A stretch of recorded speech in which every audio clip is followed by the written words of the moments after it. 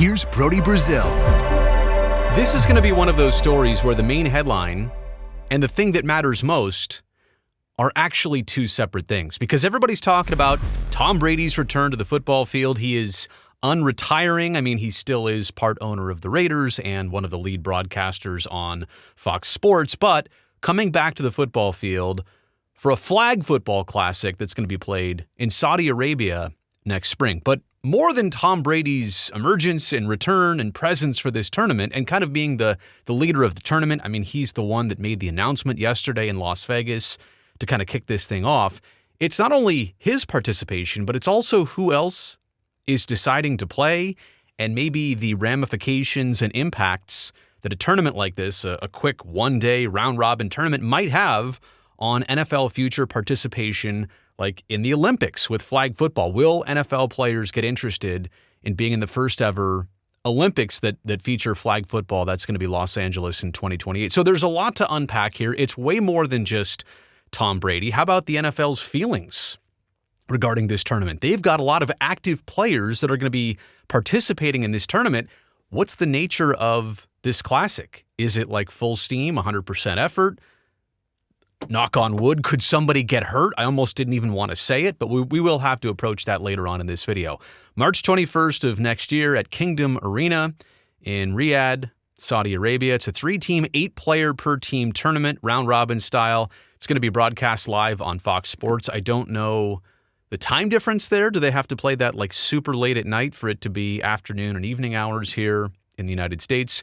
And of course, to show you the star power of this, it's going to be hosted by Kevin Hart, right? So they're not messing around here. This is Fanatics. This is Fox Sports. This is Tom Brady. This is a lot of NFL superstars that are already putting their name in the hat to participate here. And when I show you the list of confirmed participants here, I mean, these are kind of headliners. And Brady and Rob Gronkowski, like I'm going to put stars next to their name, they are officially unretiring for this. But Saquon Barkley, CeeDee Lamb, Christian McCaffrey, Gardner, Garrett, Bowers, Crosby, Tyreek Hill, OBJ. I mean, these are some of the biggest names in football, and there are still more to come. So if you're a player right now who's not participating and you see the list here, you might be more inclined to jump in and join. Like, they've done a good job of setting this up, at least to have a chance to succeed when it ultimately happens. Pete Carroll, Sean Payton, and Kyle Shanahan have agreed to coach these respective teams. Again, are we taking this super seriously? Are these guys going to be going 100%? Now, it's flag football, so we're taking out the danger aspect of tackling, and I mean, collisions still might happen, but ankles and wrists and hamstrings, and we're in the middle of March, so we're kind of at that like OTA part of the offseason, and this won't conflict, right, with anything the NFL's doing. I'm not saying that this is going to be a time situation where, oh, these players won't show up for a team activity, an organized team activity. I am saying, like, they might, if they're going 100% in this tournament, they might be putting themselves out there at some risk of injury. I certainly hope that's not going to happen, but that is a factor. I think the NFL probably only looks at it that way. And why wouldn't they? Here's what Tom Brady said about his participation yesterday. Quote, "I couldn't be more excited to return to the field, get the competitive juices flowing alongside some of the game's brightest stars and iconic legends, and bring a truly unique global sports event to fans everywhere during Riyadh season.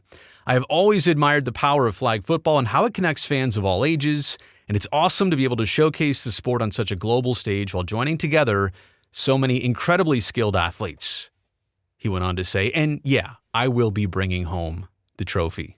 Right? So he's getting a full several seasons to rest. He hasn't played in a couple years, so he should be fresh. I'm looking at him. I don't think he's lost a step. I think he's still very much in shape. But Tom Brady, I mean, is he taking this seriously? That's what I'm interpreting here from his quote, and that's what makes me think that if these guys are going to go all the way over to Saudi Arabia, if they're going to make a big deal out of this, is it going to be competitive? Nobody's really spelling out the nature of, are we going full steam here, or is this a Pro Bowl style exhibition event? Like, what exactly is it supposed to be? I want to switch gears here and talk now more about flag football, which I do think is another huge part of this equation. The press release from Fanatics and this classic game, they say that there are 20 million flag football players globally. That might be a bit inflated, but even the NFL, as recently as last year, said that there were about 3 million flag football players in the United States under the age of 17. So that's probably your biggest demographic, kids right now playing flag football. I don't know about adults too much. I don't know about kids or adults in other countries or continents around the world. So 20 million might seem like a lot, but they also claim that flag football right now is the fastest growing sport in the world. I don't know that I can confirm that claim. I'll probably put it in the category of something that is emerging, something that definitely does have some momentum and traction, but the fastest growing sport in the world? Like, I don't know. NFL Flag is a program that the league has established to help set up flag football programs across the United States in schools and with youth centers and things like that. I think the NFL is doing a fantastic job of finding an alternative, a great alternative to their sport because of two reasons. Number one, access, and number two, the danger of playing football, the risk of playing football, I should say. That's the best way to establish this. It's the risk of playing football.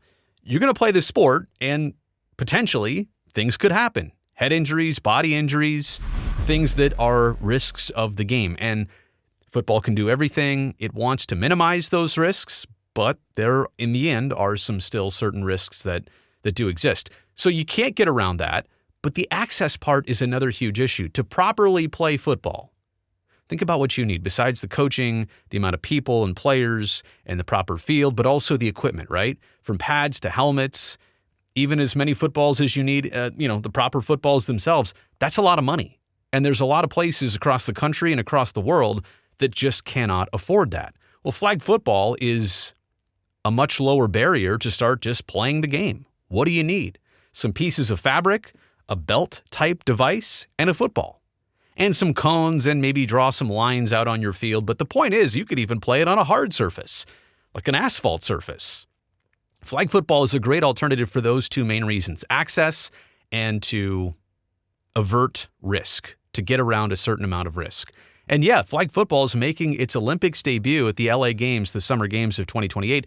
So an event like this that Tom Brady's doing with full-scale NFL superstars, maybe this turns some momentum towards playing in the Olympics. Some of those players say, you know what, I'm going to do this, and now because I've done this, I'll play in the Olympics. I've got another question. How about Tom Brady playing in the LA 2028 Olympics? Or will a different quarterback that's currently playing step up and kind of take that role? I imagine that the Olympic roster for the flag football team in LA 28 for the United States team, there's going to be some competition there. So is Tom Brady trying to put his name in that hat already? Here are my takeaways. Number one, I really do with this game and this tournament and this idea. I get it. It's a corporate thing, and it's Fanatics, and it's Fox, and it's Tom Brady, and some people might even see it as a money grab situation, but I appreciate the idea.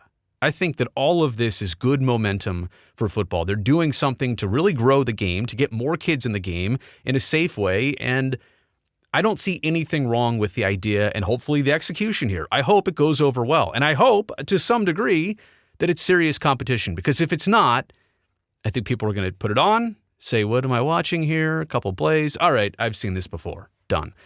If there's competition, and this is kind of like what the NHL had earlier this calendar year with that Four Nations tournament. Well, it's not the Olympics, but it is best on best, and we haven't seen this in a while, so maybe the players will try hard. And then they went out and tried to demolish each other. It was an exceptional tournament. It was great exposure for the NHL. I'm wondering what we see here in March of 2026 between two football seasons of the NFL. Is it going to be serious competition? I think this game, this idea, this concept, flag football, it could have a lot to gain if the players take it seriously, but I don't know. If so, will it motivate more players towards flag football and participating in the Olympics? How will NFL teams react to all of this? Now, the players mentioned before, they've probably already checked it out with their agents and their contracts, and they have the ability to do this. But if I'm a general manager of an NFL team, and like in the case of the 49ers, you've got Christian McCaffrey and Kyle Shanahan. You've got your head coach and your RB1 going out there to participate in something that they don't have to, but I get it. I don't know that NFL teams are going to love this, and especially if it is at that top level of competition and exertion. So I really don't know.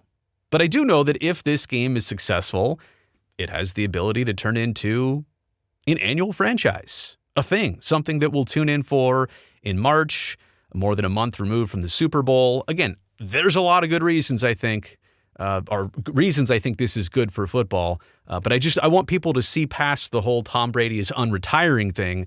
This is much bigger than his name and his headline. This is a big deal for football, and specifically a certain growth of flag football. Let me know what you think about all this in the comments section below. Also, thumbs up while you're down there. Helps me, this video, this channel. And don't forget to hit that subscribe button too. That way I definitely get to see you back here next time.